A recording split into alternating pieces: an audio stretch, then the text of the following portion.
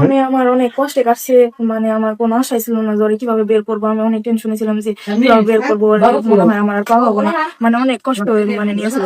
যখন আপনাদের পাশে পাইছি, আপনারা আমার পাশে আসছেন, আমাকে অনেক সাপোর্ট করছেন, তখন থেকে আমার মনে একটু একটু মানে ই লাগছে, যে খুশি খুশি লাগছে যে না, এটার কোনো না কোনো দিন না আমি ওরে পাবো, কোন একটা ভালো রেজাল্ট আসবো। কারণ আপনাদের ভিডিও আমি আগে থেকে দেখছি যে হলো আপনারা এরকম এরকম করেন, দেখে আমার মনে হয়েছে যে আপনারা যখন আমার পাশে আসছেন অবশ্যই আমি একদিন না একদিন সফল হবো।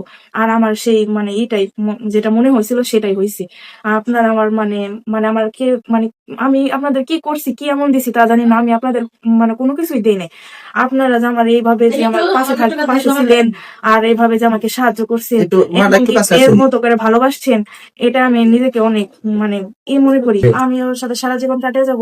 আমি ওরে দেখে শুনে বুঝে শুনে ওর সাথে রিলেশনে জড়াইছি, এমনকি বিয়ে করছি। আমি জানি যে ও আমারে কখনো কষ্ট দিব না, এমনকি কখনো ছেড়ে যাব না। ও আমাকে আগে যেভাবে ভালোবাসছে সারা জীবন এভাবে ভালোবাসবো, আমার এটা ওর প্রতি মানে বিশ্বাস আছে। এর জন্য ওর জন্য আমি যুদ্ধে নামছি, কারণ জানি ও ওর দিকটা সঠিক আছে। তাহলে কেন আমি, আমার কারণে ও আজ এরকম ওর পরিস্থিতি, আমি যদি ওর সাথে না জড়াইতাম তাহলে ওর আজ এরকম হইতো না। তাহলে আমার কারণে যখন ও বিপদে পড়ছে, তাহলে কেন আমি চুপ থাকবো? তার জন্য আমি ওরে বাঁচানোর জন্য ছুটে আসছি। আর হলো আপনারা সবাই আমার পাশে থাকছেন, আমাকে অনেক সাপোর্ট করছেন, অনেক ভালোবাসছেন।